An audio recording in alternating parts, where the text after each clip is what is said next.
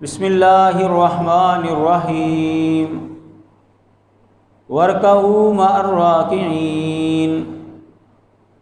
رب اشرح لی صدری ویسر لی امری واحلل عقدۃ من لسانی یفقہوا قولی رب زدنی علما وزدنی فہما سبحانک لا علم لنا الا ما علمتنا انک انت العلیم الحکیم۔ نماز کے مسائل ہمارے چل رہے تھے۔ تشہد کے اندر بیٹھنے کی کیفیت کیا ہے، اس پر ہماری گفتگو ہوئی۔ پہلے تشہد کے اندر پاؤں کی کیفیت کیا ہونی چاہیے اور دوسرے تشہد کے اندر کس انداز سے بیٹھنا ہے۔ ہمارے ہاتھوں کی کیفیت کیا ہو، اس کے حوالے سے 3 کیفیتیں احادیث مبارکہ کے اندر ہمیں ملتی ہیں۔ صحیح مسلم کے اندر حضرت عبداللہ بن زبیر رضی اللہ تعالی عنہ سے حدیث ہے، انہوں نے رسول اللہ صلی اللہ علیہ وسلم کی نماز کا طریقہ بیان کیا کہ جب آپ نماز کے اندر بیٹھتے تھے وَوَضَعَ يَدَهُ الْيُسْرَى عَلَى رُكْبَتِهِ الْيُسْرَى وَوَضَعَ يَدَهُ الْيُمْنَى عَلَى فَخِذِهِ الْيُمْنَى، کہ اپنا بایاں ہاتھ اپنے بائیں گھٹنے کے اوپر رکھتے اور دایاں ہاتھ دائیں ران کے اوپر رکھتے۔ وَأَشَارَ بِإِصْبِعِهِ، اور اپنی انگلی کے ساتھ اشارہ کرتے۔ پہلی کیفیت یہ ہے کہ دایاں ہاتھ دائیں ران کے اوپر اور بایاں ہاتھ بائیں گھٹنے کے اوپر۔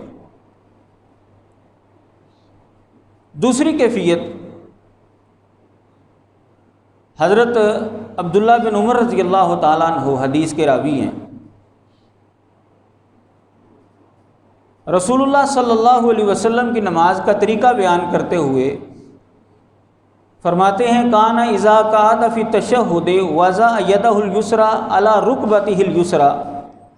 ووضع یدہ الیمنیٰ علی رکبتہ الیمنیٰ، کہ رسول اللہ صلی اللہ علیہ وسلم اپنا دایاں ہاتھ دائیں گھٹنے پر اور بایاں ہاتھ بائیں گھٹنے پر رکھتے،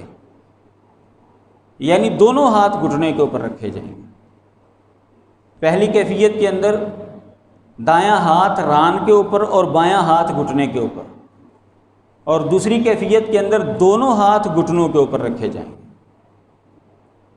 وَعَقَدَ ثَلَاثَةٌ وَخَمْسِينَ، اور نبی علیہ الصلوۃ والسلام نے 53 کی گرہ جو ہے وہ لگائی، یعنی یہ دائیں ہاتھ کی 53 کی گرہ، یہ 3 انگلیاں بند کر لی جاتی ہیں اور یہ شہادت والی انگلی اس کو اٹھا لیا جاتا ہے، اور یہ جو انگوٹھا ہے یہ یہاں جڑ کے اندر جڑ کے ساتھ جو ہے وہ رکھ دیا جاتا ہے۔ یہ کیفیت بنتی ہے 53 کی۔ تو نبی علیہ الصلوۃ والسلام نے ہاتھ کی کیفیت یہ رکھی اور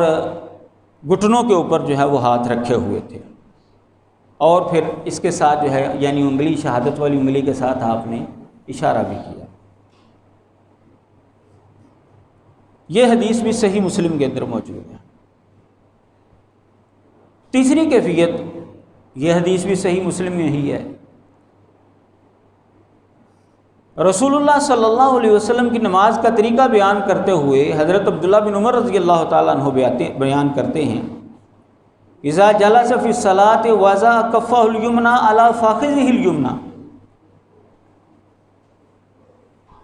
وقبض اصابعہ کلہ واشار باصبعہ التی تلی الابہام ووضع کفہ الیسریٰ علی فخذہ الیسریٰ، کہ نبی علیہ الصلوۃ والسلام جب نماز کے اندر بیٹھتے تو اپنی دائیں ہتھیلی جو ہے وہ دائیں ران کے اوپر رکھتے اور اپنی ساریاں انگلیاں جو ہیں وہ بند کر لیتے۔ وَأَشَارَ بِإِصْبِعِهِ الَّتِي تَلِي الْإِبْهَامَ، اور جو ابہام کے ساتھ والی انگلی ہے یعنی شہادت والی انگلی، ساری انگلیاں جو ہیں آپ نے بند کر لیں اور وہ اکیلی انگلی جو ہے وہ کھڑی کر لی۔ یعنی 53 کی گرہ بھی ٹھیک ہے، اور ساری انگلیاں جو ہیں وہ بند کر لیں اور صرف شہادت والی انگلی جو ہے وہ کھڑی ہو، یہ طریقہ کار بھی ٹھیک ہے۔ وَوَضَعَ كَفَّهُ الْيُسْرَىٰ عَلَىٰ فَخِذِهِ الْيُسْرَىٰ، اور نبی علیہ الصلوٰۃ والسلام نے بائیں ہتھیلی بائیں ران کے اوپر رکھی، یہ تیسری کیفیت ہے، یعنی دونوں ہاتھ ران کے اوپر رکھے جائیں، یہ اس حدیث سے بات معلوم ہو رہی ہے۔ دونوں ہاتھ جو ہے وہ گھٹنوں کے اوپر رکھے جائیں، یہ اس سے پچھلی حدیث سے بات معلوم ہو رہی ہے۔ اور دایاں ہاتھ دائیں ران کے اوپر اور بایاں ہاتھ بائیں گھٹنے کے اوپر، یہ تیسری کیفیت، یہ پہلی حدیث سے بات ثابت ہو۔ تو رسول اللہ صلی اللہ علیہ وسلم نماز پڑھتے ہوئے کبھی اس انداز سے بیٹھ جاتے، ہاتھوں کی کیفیت ہوتی کبھی اس انداز سے کبھی اس انداز سے، لہٰذا ہم تینوں میں سے کسی بھی طریقے کے اوپر عمل کر سکتے ہیں، تینوں طریقے درست ہیں۔ اور یہ تیسری حدیث بھی صحیح مسلم کی حدیث ہے۔ اور جو انگلی کی کیفیت ہے، دائیں ہاتھ کی جو کیفیت ہوگی، یا تو 53 کی گرہ جو ہے وہ بنا لی جائے، انگوٹھے کو شہادت والی انگلی کی جڑ میں رکھ لیا جائے، اور یا پھر انگوٹھے کو بھی بند کر لیا، ساری انگلیاں بند اور صرف شہادت والی انگلی جو ہے وہ کھڑی، یہ دو طریقے ہو گئے۔ تیسرا طریقہ جو سنن نبی داود کے اندر انگلی کا ہمیں ملتا ہے، حضرت وائل بن حجر رضی اللہ تعالیٰ عنہ حدیث کے راوی ہیں، انہوں نے اپنے شاگردوں کو بتایا کہ میں جب نبی علیہ الصلوٰۃ والسلام کی خدمت میں گیا تھا اسلام قبول کرنے کے لیے، یہ نبی علیہ السلام کی زندگی کے آخر میں مسلمان ہوئے،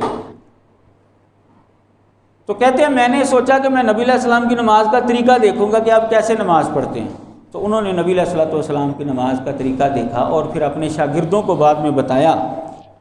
تو اس میں انہوں نے جو کیفیت بیان کی وہ یہ کہ نبی علیہ الصلوٰۃ والسلام نے جب تشہد کے اندر آپ بیٹھے، ثم جلس فافترش رجلہ اليسریٰ ووضع یدہ اليسریٰ علی فخذہ اليسریٰ، کہ نبی علیہ الصلوٰۃ والسلام نے بایاں پاؤں جو ہے بچھا لیا، جیسے ہم یہ پہلے تشہد کے اندر بیٹھتے ہیں، اور اپنا بایاں ہاتھ جو ہے وہ بائیں ران کے اوپر رکھا، وحد مرفقہ الایمن علی فخذہ الیمنیٰ، اور یہ جو دائیں بازو کی جو کونی ہے یہ دائیں ران کے اوپر جو ہے آپ نے یعنی پورا بازو جو ہے وہ بچھا کر رکھا۔ اور بعض اہل علم اس کا یہ ترجمہ کرتے ہیں کہ یہ بازو جو ہے وہ اٹھا کر رکھا، تو دونوں مفہوم اس کے ہو سکتے ہیں، اگر کوئی نیچے بھی رکھتا ہے یعنی ران کے ساتھ لگا کر رکھتا ہے پورا بازو، تو یہ بھی اہل علم کہ ہاں یہ اس حدیث کا مطلب ہے، اور اگر کوئی اٹھا کر رکھتا ہے دائیں کونی کو، صرف ہاتھ جو ہے وہ ران کے اوپر رکھتا ہے اور باقی ہاتھ بازو جو ہے وہ اٹھا کر رکھتا ہے، تو یہ بھی اہل علم بتاتے ہیں کہ اس کا یہ معنی ہے، تو دونوں اس کے مفہوم جو ہے وہ ہو سکتے ہیں۔ وَقَبَضَ سِنْتَيْنِ وَحَلَّقَ حَلَقَةً، اور نبی علیہ الصلوٰۃ والسلام نے دو انگلیاں جو ہیں وہ اکٹھی کر لی اور حلقہ بنا لیا، یعنی یہ جو چھوٹی انگلی ہے اور پھر اس کے ساتھ والی انگلی، ان دونوں کو آپ نے جو ہے اکٹھا کر لیا اور حلقہ بنا لیا آپ نے، اور شہادت والی انگلی جو ہے وہ کھڑی کر لی، یہ گول دائرہ جو ہے یہ بنا لیا جائے۔ وَحَلَّقَ حَلَقَةً، نبی علیہ الصلوٰۃ والسلام نے دائرہ بنا لیا، شہادت والی انگلی کھڑی کر لی اور یہ دائرہ بنا لیا، یہ تیسری کیفیت ہے۔ ساری انگلیاں بند کر لیں، شہادت والی انگلی کی جڑ میں انگوٹھا رکھ لیں، یا ایسے دائرہ بنا لیں، تینوں طریقے رسول اللہ صلی اللہ علیہ وسلم سے ہمیں ملتے ہیں۔ یہ حدیث سنن نبی داود کے اندر موجود ہے اور صحیح حدیث ہے۔ رسول اللہ صلی اللہ علیہ وسلم نے ایک صحابی کو دیکھا، حضرت سعد بن ابی وقاص رضی اللہ تعالیٰ عنہ کو، وہ بیان کرتے ہیں کہ میرے پاس سے نبی علیہ الصلوٰۃ والسلام گزرے تو میں دو انگلیوں کے ساتھ اشارے کر رہا تھا، تشہد کے اندر بیٹھ کر دو انگلیوں سے اشارے کر رہا تھا، تو نبی علیہ السلام نے فرمایا احد احد، ایک انگلی کے ساتھ اشارہ کرو، ایک انگلی کے ساتھ اشارہ کرو، واشار بالسبابۃ، اور نبی علیہ الصلوٰۃ والسلام نے سبابہ انگلی کے ساتھ اشارہ کر کے بتایا کہ ایک انگلی کے ساتھ اشارہ کرو، یہ دو انگلیاں نہ اٹھاؤ۔ اس حدیث سے یہ بات معلوم ہوئی کہ تشہد کے اندر ہم نے ایک انگلی اٹھا کر جو اس کے ساتھ اشارہ کرنا ہے۔ ایک حدیث کے اندر یہ لفظ آتے ہیں کہ نبی علیہ الصلوۃ والسلام یحرکھا، اس کو حرکت دے رہے تھے، فرأیتہ یحرکھا یدعو بہا، حضرت وائل بن حجر رضی اللہ تعالیٰ عنہ بیان کرتے ہیں، سنن نسائی کے اندر یہ حدیث موجود ہے کہ میں نے نبی علیہ الصلوۃ والسلام کو دیکھا کہ آپ نے جو شہادت والی انگلی اٹھائی ہوئی ہے اس کو آپ حرکت دے رہے ہیں اور اس سے دعا مانگ رہے ہیں۔ حضرت عبداللہ بن عمر رضی اللہ تعالیٰ عنہ حدیث کے راوی ہیں کہ نبی علیہ الصلوۃ والسلام نے فرمایا لہی اشد علی الشیطان من الحدید، یعنی سبابتہ، یہ جو سبابہ انگلی ہے، شہادت والی انگلی جو ہم تشہد کے اندر اٹھاتے ہیں، یہ شیطان کو لوہے سے زیادہ سخت لگتی ہے اس وقت۔ مسند احمد کے اندر یہ روایت موجود ہے۔ تو ہم نے جب تشہد کے اندر بیٹھنا ہے، آپ نبی علیہ الصلوۃ والسلام کے تشہد کے اندر بیٹھنے کی کیفیت سماعت فرما رہے ہیں، تو ہر حدیث کے اندر آپ یہی دیکھ رہے ہیں کہ ہمیں یہ مل رہا ہے کہ نبی علیہ الصلوۃ والسلام جب بیٹھتے تو ہاتھ ران پر رکھتے یا گھٹنوں پر رکھتے، تو اس کے ساتھ ہی ہمیں یہ لفظ ملتے ہیں کہ آپ اپنی شہادت والی انگلی اٹھا لیتے۔ اس کا مطلب یہ ہے کہ جیسے ہی ہم نے تشہد کے اندر بیٹھنا ہے تو یہ انگلی اٹھا لینی ہے۔ ہمارے ہاں زیادہ تر احباب جو ہے وہ کلمہ شہادت کے اوپر جو ہے وہ انگلی اٹھاتے ہیں، تو کسی حدیث کے اندر یہ لفظ آپ کو نہیں ملے گا کہ نبی علیہ الصلوۃ والسلام نے جب تشہد کے اندر کلمہ شہادت پڑھا تو اس وقت اپنی انگلی کو اٹھایا، اور بس وہ بعض احباب جو ہیں وہ انگلی اٹھا کر کلمہ شہادت پڑھتے ہیں اور پھر وہ ہاتھ جو ہے نا وہ کھول کر رکھ لیتے ہیں۔ حالانکہ حدیثیں آپ سماعت کر رہے ہیں کہ نبی علیہ الصلوۃ والسلام بیٹھتے، ہاتھوں کی کیفیت بیان کر اس کے ساتھ ہی بتا دیا کہ انگلی اٹھا لی، اس کے ساتھ اشارہ کیا۔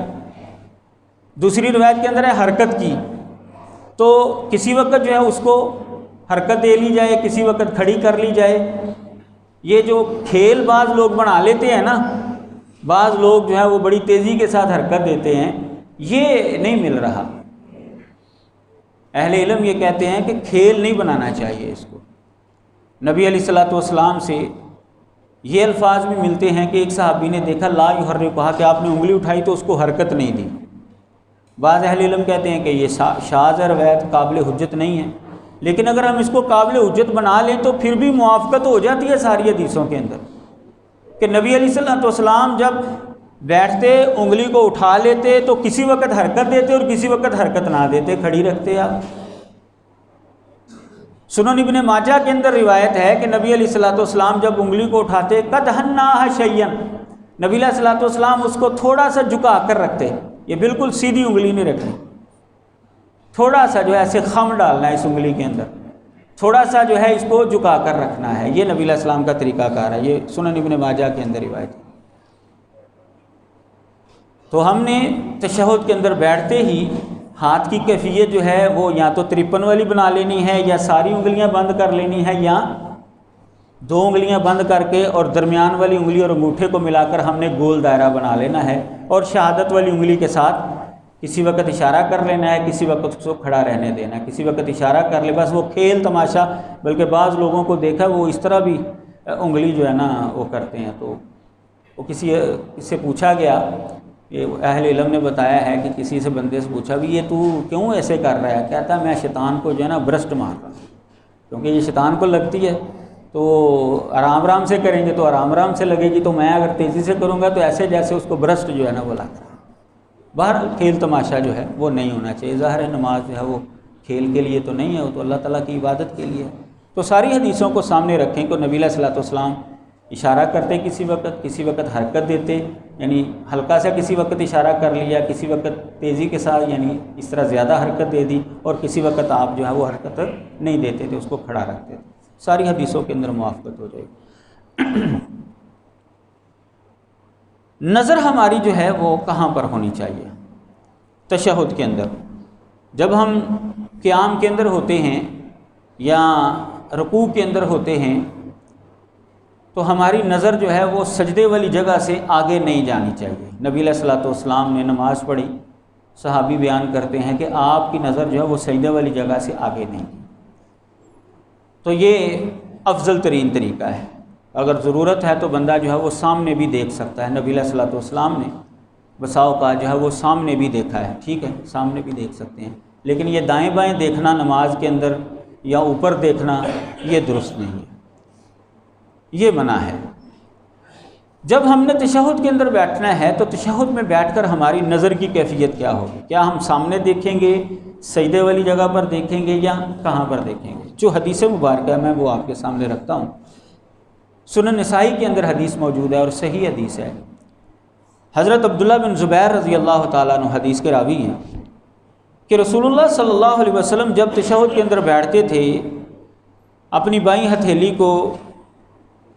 بائیں ران کے اوپر رکھتے،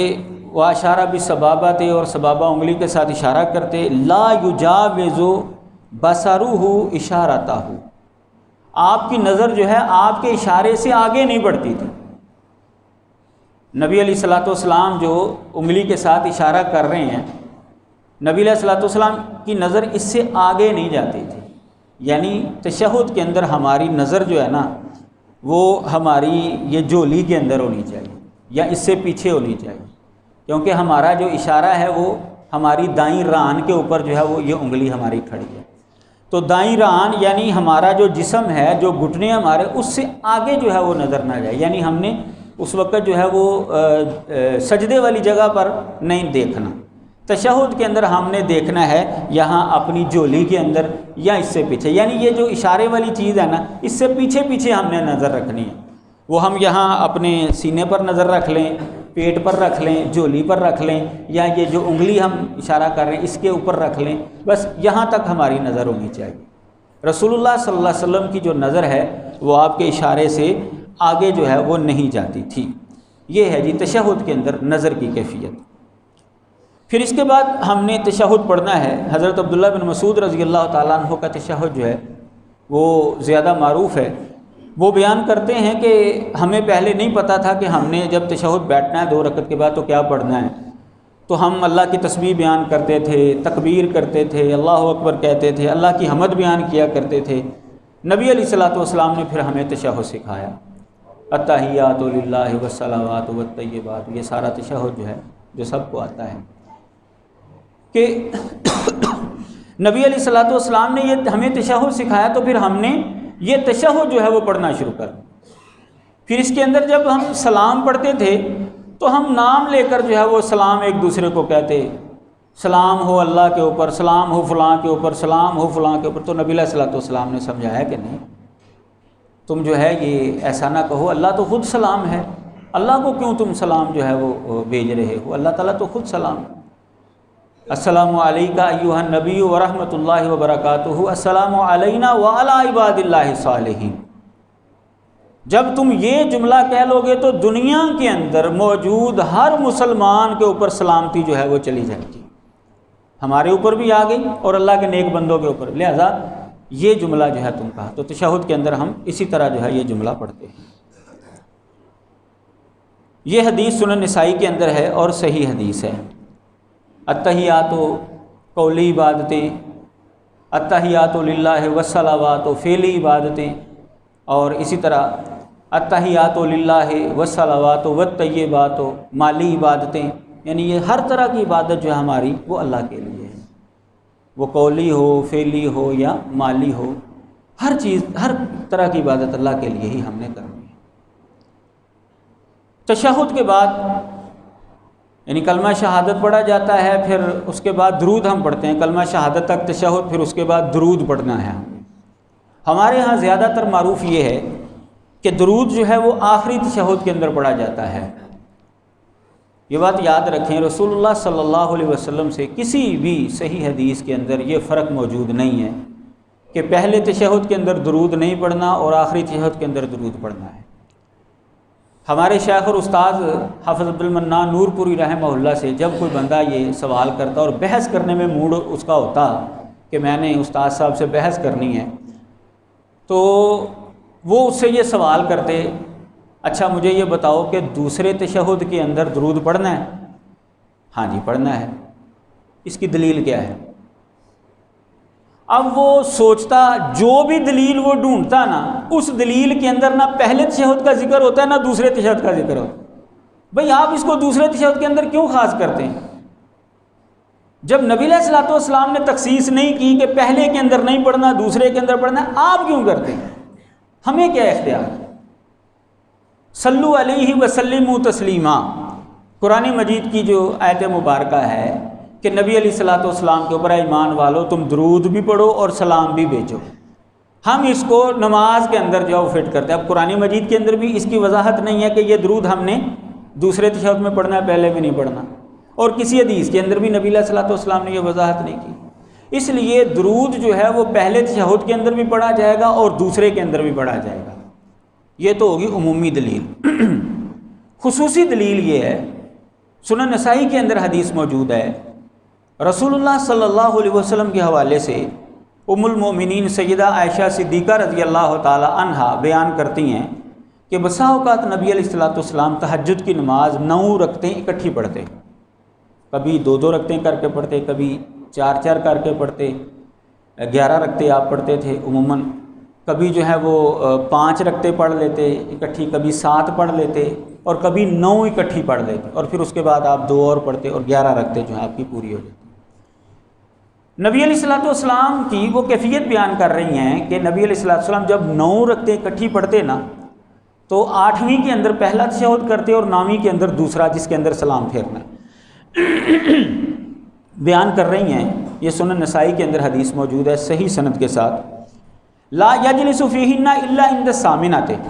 کہ نبی علیہ السلام جب 9 رکعتیں اکٹھی پڑھتے تو پہلا تشہد آپ کا 8ویں رکعت میں ہوتا جا کر،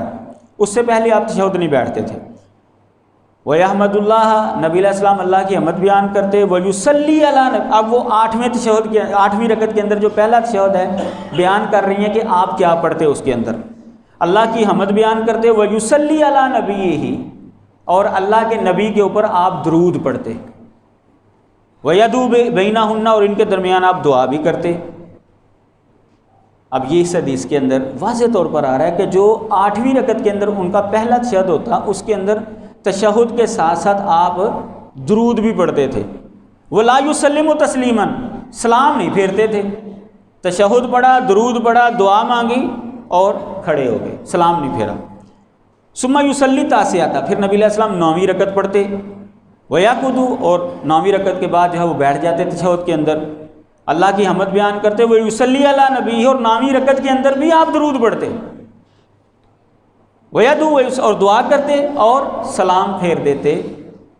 یہ نبی علیہ الصلوۃ والسلام کا طریقہ ہے، یعنی آخری تشہد سے پہلا جو تشہد ہے نبی علیہ الصلوۃ والسلام نے عملی طور پر اس کے اندر بھی درود پڑھا ہے، لہٰذا ہم نے جو پہلا تشہد پڑھنا ہے اس کے اندر ہم نے تشہد بھی پڑھنا ہے، تشہد کے بعد درود بھی پڑھنا ہے، اور درود کے بعد دعا بھی مانگنی ہے، لیکن وہاں پر سلام نہیں پھیرنی، کھڑے ہو جانا ہے، اور آخری تشہد جب ہم نے پڑھنا ہے تو سارے کام کر کے پھر ہم نے سلام پھیر دینی۔ یہ فرق ہے پہلے اور دوسرے درود کے اندر۔ دوسرا فرق یہ ہے کہ آخری تشہد کے اندر نبی علیہ السلام نے ایک دعا جو ہے وہ خاص کی ہے۔ نبی علیہ الصلوۃ والسلام نے فرمایا جب کوئی تم میں سے آخری تشہد سے فارغ ہو فَلْيَتَعَوَّذْ بِاللَّهِ مِنْ أَرْبَعٍ، تو وہ اللہ کے ساتھ 4 چیزوں سے پناہ مانگے۔ 4 چیزوں سے پناہ مانگنا جو ہے وہ ضروری ہے آخری تشہد کے اندر۔ پہلے تشہد کے اندر درود کے بعد آپ کوئی بھی دعا پڑھ سکتے ہیں، لیکن آخری تشہد کے اندر درود کے بعد یہ دعا ایک لازمی پڑھنی ہے، اس کے علاوہ جتنی مرضی مانگے۔ وہ دعا کون سی لازم ہے؟ نبی علیہ الصلوۃ والسلام نے فرمایا کہ 4 چیزوں سے اللہ کی پناہ مانگنی ہے، من عذاب جہنم، جہنم کے عذاب سے، ومن عذاب القبر، قبر کے عذاب سے، ومن فتنۃ المحیا والممات، زندگی اور موت کی آزمائش سے، ومن شر المسیح الدجال، اور مسیح دجال کے فتنے سے، اس کے شر سے اللہ کے ساتھ ہم نے پناہ مانگنی ہے۔ یہ حدیث صحیح مسلم کے اندر موجود ہے۔ اللہم انی اعوذ بک من عذاب القبر واعوذ بک من عذاب جہنم واعوذ بک من فتنۃ المحیا والممات واعوذ بک من شر المسیح الدجال۔ یہ 4 چیزوں سے پناہ اللہ کے ساتھ مانگنی ہے، یہ لازمی ہے آخری تشہد کے اندر، اس کے علاوہ جتنی مرضی دعائیں مانگے۔ اور پہلے تشہد کے اندر درود کے بعد کوئی بھی آپ دعا مانگ سکتے ہیں، یہ بھی مانگنی ہے، یہ مانگ لیں، کوئی اور مانگنی ہے، وہاں پر تخصیص نہیں کی لیکن یہاں پر تخصیص ہے۔ پھر نبی علیہ السلام نے فرمایا ثم ليتخير من الدعاء، پھر آپ نے فرمایا کہ جو بھی دعا اس کو پسند ہے وہ مانگ لے، جو بھی دعا آپ مانگنا چاہتے ہیں تشہد کے اندر وہ مانگ سکتے ہیں۔ آخری تشہد کے اندر یہ ضروری ہے ایک دعا۔ ہمارے ہاں تشہد کے اندر جو دعا مانگی جاتی ہے اور جو اس کو لازمی حصہ سمجھا جاتا ہے، رب اجعلنی مقیم الصلاۃ ومن ذریتی ربنا، یہ دعا جو بچپن سے جب ہم بھی بچے تھے تو ہمیں بھی قاری صاحب نے یہی دعا سکھائی، اور آج تک جو ہے وہ اللہ کی توفیق سے پڑھ تو رہے ہیں۔ یہ دعا نبی علیہ الصلوۃ والسلام نے تشہد کے اندر کبھی بھی نہیں پڑھی، کسی حدیث کے اندر یہ بات نہیں آتی۔ مجھے نہیں پتا کہ اہل علم نے کیوں اس کو تشہد کے ساتھ خاص کر دیا ہے۔ پڑھ سکتے ہیں کیونکہ نبی علیہ السلام کا جملہ آپ نے سماعت کر لیا، ثم لتخیر من الدعا، پھر جو دعا اس کو پسند ہے وہ مانگ لے، لیکن اس کو تشہد کے ساتھ خاص کر دیا گیا ہے۔ اس خاص ہونے کی دلیل کوئی نہیں۔ نبی علیہ السلام نے پوری زندگی میں کبھی بھی یہ دعا تشہد میں نہیں مانگی، لیکن ہم مانگ سکتے ہیں کیونکہ نبی علیہ السلام نے ہمیں اختیار دیا ہے۔ یہ قرآن مجید کے اندر دعا آئی ہے، حضرت ابراہیم علیہ الصلوۃ والسلام نے دعا مانگی ہے، اس کے اندر اپنے لیے بھی مغفرت کی دعا ہے، نیکی کی بھی دعا ہے، اپنے والدین کے لیے بھی، سب مسلمانوں کے لیے جو ہے وہ دعا ہے۔ تو دعا بہترین ہے، ہم مانگ سکتے ہیں، لیکن یہ کہنا کہ بھائی یہ تشہد کے اندر لازمی مانگنی ہے،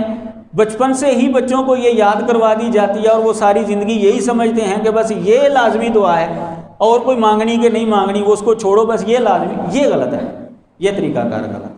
تو پھر اس کے بعد ہم نے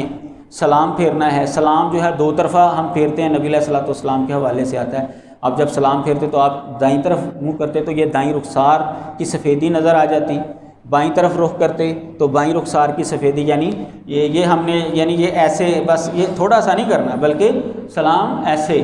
کہ جو اگر پیچھے کو بیٹھا ہے تو اس کو ہماری یہ رخسار کی سفیدی جو ہے وہ نظر آئے، ایسے ہم نے پوری گردن جو ہے وہ ایسے موڑنی ہے دائیں اور بائیں۔ یہ طریقہ کار جو ہے عام ہے۔ ایک اور طریقہ کار بھی ہے سلام پھیرنے کا جو سنن ترمذی کے اندر ہے کہ نبی علیہ الصلوۃ والسلام بسا اوقات نماز ختم کرتے ہوئے ایک سلام بھی پھیرتے تھے، دائیں بائیں نہیں، بلکہ حضرت عائشہ فرماتی ہیں کان یسلم فی الصلاۃ تسلیمۃ واحدۃ، بسا اوقات نبی علیہ السلام نماز کے اندر ایک سلام پھیرتے تھے، تلقا وجہی، سامنے، یمیل الی الشق الایمن شیئا، تھوڑا سا دائیں طرف رخ ہوتا، یعنی ایسے نبی علیہ الصلوۃ والسلام السلام علیکم ورحمۃ اللہ، ایسے تھوڑا سا یہ چہرہ اوپر اٹھانا ہے اور تھوڑا سا جو ہے وہ دائیں طرف کرنا ہے، یہ نبی علیہ الصلوۃ والسلام کا طریقہ۔ اس طریقے سے کہ اگر کوئی سلام پھیرنا چاہتا ہے بالکل ٹھیک ہے، یہ حدیث مبارکہ بھی صحیح ہے، لیکن جو عام زیادہ حدیثوں کے اندر جو نبی علیہ السلام کا طریقہ آ رہا ہے وہ دو طرفہ سلام ہے، السلام علیکم ورحمۃ اللہ، السلام علیکم ورحمۃ اللہ۔ اللہ تعالیٰ ہر کو سمجھنے کی توفیق عطا فرمائے۔